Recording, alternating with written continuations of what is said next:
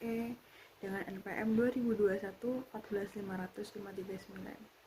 Video ini adalah video tugas terkait video bullying yang akan disampaikan oleh saya sendiri. Mohon maaf kepada ibu atau bapak dosen, khususnya kepada bapak dosen pengampun dari mata kuliah pengantar peserta didik, Bapak Wahyu Utomo. Saya meminta maaf yang sebesar-besarnya karena tugas video ini tidak sesuai dengan kriteria Bapak, tidak sesuai dengan arahan dari Bapak. Saya mohon maaf setulus-tulusnya kepada Bapak karena jujur dari video ini dibuat, dari video tugas ini diluncurkan, saya langsung terpikirkan ke diri saya sendiri terkait bullying, karena saya pun pernah mengalami bullying itu di sekolah menengah pertama. Jadi mungkin langsung saja, apa sih yang saya alami dan bagaimana cara saya menanggapi hal-hal tersebut untuk sampai sekarang ini. Jika Bapak berkenan, saya mohon untuk Bapak memberikan nilai kepada saya, dan jika Bapak tidak berkenan dengan video ini, saya meminta maaf yang setulus-tulusnya karena jujur saya tidak bisa beradaptasi dengan orang banyak dan saya tidak memenuhi kriteria dari penugasan video master ini. Lanjut ya Pak, saya mohon izin untuk menceritakan apa yang saya alami dan bagaimana saya menanggapinya. Jadi awal masa sekolah menengah pertama saya masuk di salah satu kelas, yaitu di situ saya tidak mengenal siapapun dan saya hanya mengenal orang-orang yang sekiranya pernah saya temui di salah satu, entah itu tetangga yang dulu dekat rumah saya atau salah satu ada pernah satu sekolah dasar dengan saya. Pada saat itu saya kira hidup saya akan lebih menyenangkan karena saya lebih mudah beradaptasi dengan orang banyak yang saya sudah kenal. Tapi ternyata terbalik. Mungkin cerita ini akan mengisahkan tentang sebuah percintaan anak sekolah yang entah itu melalui kecemburuan sosial ataupun merasa iri, entah itu apapun. Saya mohon maaf dan saya mengalami hal tersebut. Pada saat itu saya hanya berkenalan dengan orang-orang tadi yang saya kenal. Salah satunya adalah tetangga di rumah saya yang dahulu. Yang kedua ada teman sekolah dasar saya, dan saya pikir saya bergaul dengan mereka.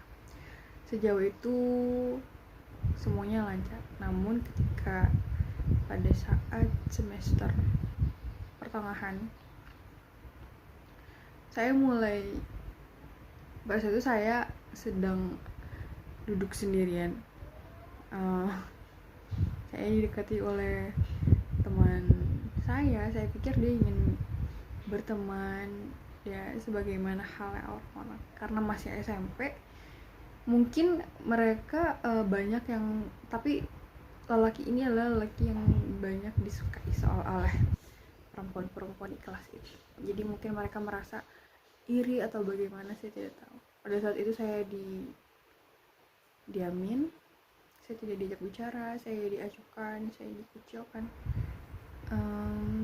hanya karena seorang laki-laki itu. Dan padahal itu posisinya lagi SMA, SMP, masih anak-anak, tidak harusnya mengerti seperti hal itu. Saya pikir itu hanya berteman aja.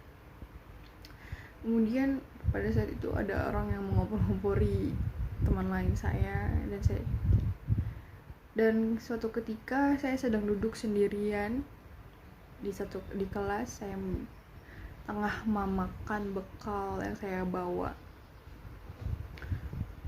ada minuman. Pada saat itu dia datang dengan segerombolan teman-teman saya. Saya tidak diajak bermain, saya tidak berbicara, dan dia bilang, ya udah tendang aja pakai bola. karena ada bola di situ, ada teman-teman laki-laki saya yang sedang ya setelah bermain bola pada jam istirahat, ya udah nggak pakai bola, dan saya di situ ditendang pakai bola. Itu kena wajah saya dan air tumpah di meja saya. Dan setelah itu saya langsung, ada apa gitu, masalah apa gitu dengan saya, apa saya salah apa gitu, saya tidak mengerti. Dan teman-teman saya dan nggak ada yang minta maaf, semua berlalu gitu aja seperti tidak pernah terjadi hal tersebut. Karena satu hal itu aja yang bikin semuanya jadi menghindari saya. Sampai saya study tour pun pada saat itu saya merasa saya sendiri ketika yang lain dengan happy sekalian study tour, berlibur, pulang kan ya sekalian, tapi saya di situ saya terasa terbebani gitu. Padahal waktu itu saya memilih sekolah yang sekolah keinginan saya dan keinginan orang tua saya. Pada saat itu ekonomi juga sedang tidak baik-baik saja di keluarga saya, namun dengan tanggung jawab yang sangat besar, orang tua saya dengan besar hati menyekolahkan saya di sekolah yang cukup lumayan elit. Tapi ternyata anak-anaknya ya kebanyakan sekolah-sekolah yang elit itu pasti mengandung bau-bau bullying di dalamnya. Saya pernah merasakan itu. Dan saya pernah juga tiba-tiba itu namanya disiram kuah bakso di kantin, dan itu sangat malu banget hanya karena si kakak kelas ini tahu kalau oh my god, itu hanya laki-laki itu bilang kalau saya lucu atau kayak gimana, saya nggak ngerti. Tapi si kakak kelas itu cemburu, dan saya pernah ditampilkan kue bakso di kantin, dan itu saya akhirnya berakhir DBP dan diminta maaf, ternyata itu kesalahpahaman. Saya nggak ngerti ya, selama sekolah itu kan banyak banget kisah percintaan anak-anak, dan saya tujuan saya karena ekonomi saya juga waktu itu tidak stabil, dan saya menghargai orang tua saya untuk membayar sekolah saya dengan penuh usaha. Saya tujuannya hanya ingin bersekolah tanpa memikirkan hal tersebut, tapi nyatanya berkebalikan, dan semuanya itu malah menjadi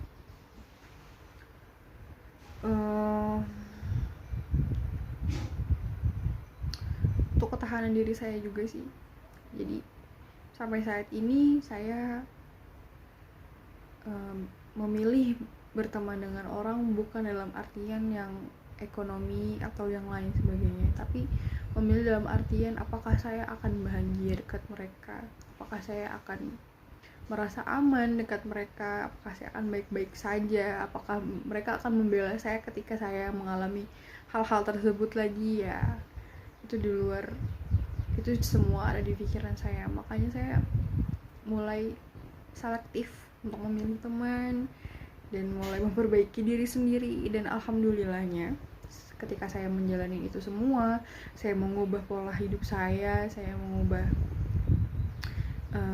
jati diri saya menjadi lebih baik lagi. Semuanya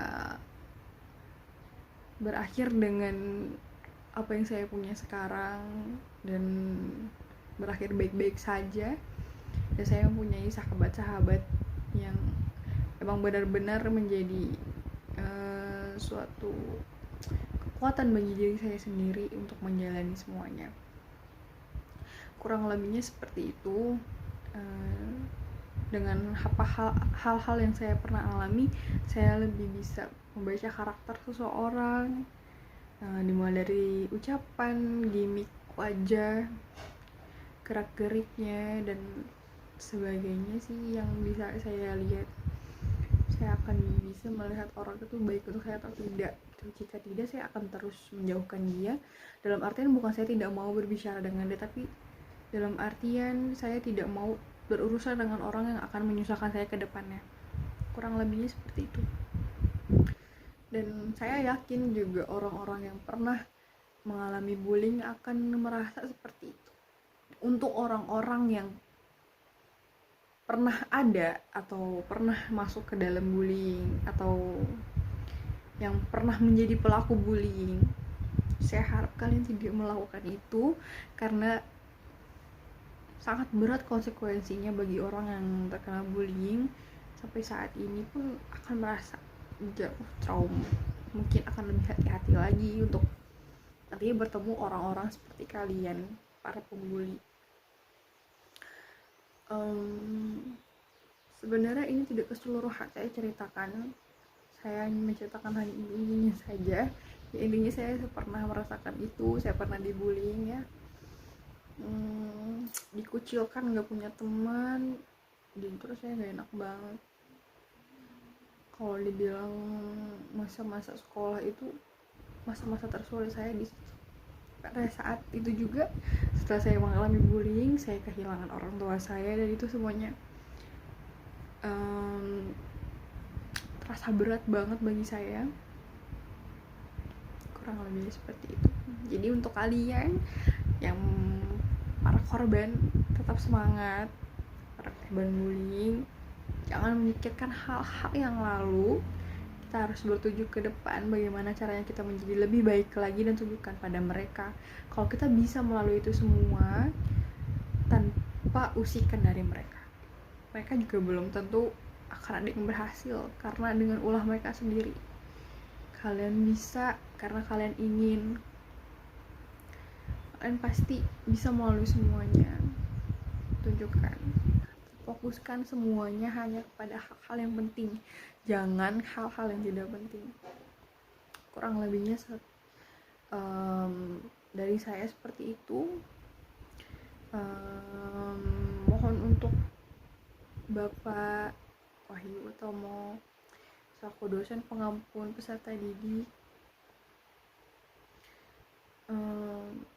saya minta maaf karena video ini tidak memenuhi syarat dan ketentuan dari Bapak. Dan apabila Bapak berkenan memberikan nilai, saya minta tolong untuk memberikan nilai, dan apa tidak apa-apa. Terima kasih semuanya bagi yang sudah menonton. Kurang lebihnya mohon maaf dari saya. Tetap semangat menjalani kehidupan ini, tetap happy, dan tetap melaksanakan semuanya dengan baik-baik saja. Terima kasih semuanya. Wassalamualaikum warahmatullahi wabarakatuh.